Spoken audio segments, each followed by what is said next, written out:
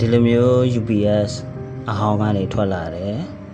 ကျွန်တော် transformer main တုပ်ကိုကျွန်ပြန်ပြီးတော့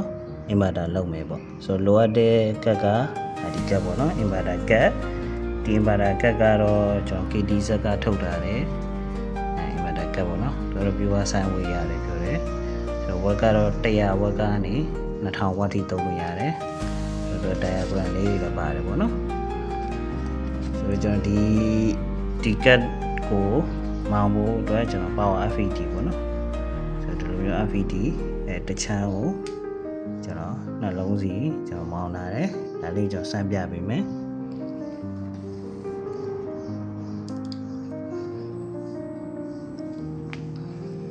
ဆိုဒီမှာ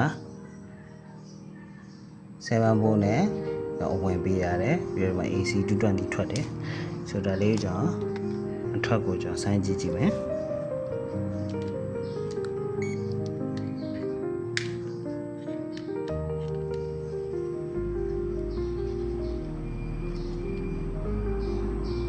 ဒီမှာဘိုးလေးထွက်က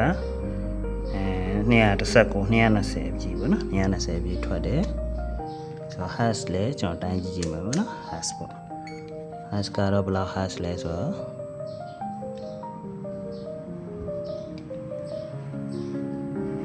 ဒီမှာကျွန်တော်50 hash ပေါ့နော်50 hash ထွက်တယ်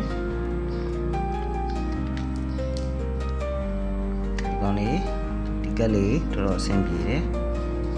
နောက်နေ့ကျရင်တော့ကျွန်တော်အခုလက်ရှိကတော့ဒီမီးလုံးနဲ့ပဲကျွန်တော်စမ်းကြည့်တာလေဒါ AC မီးသီးလေးပေါ့နော်မီးသီးလေးနဲ့ပဲစမ်းတာရယ်ဆိုတော့နောက်ရက်ကျရင်တော့ကျွန်တော်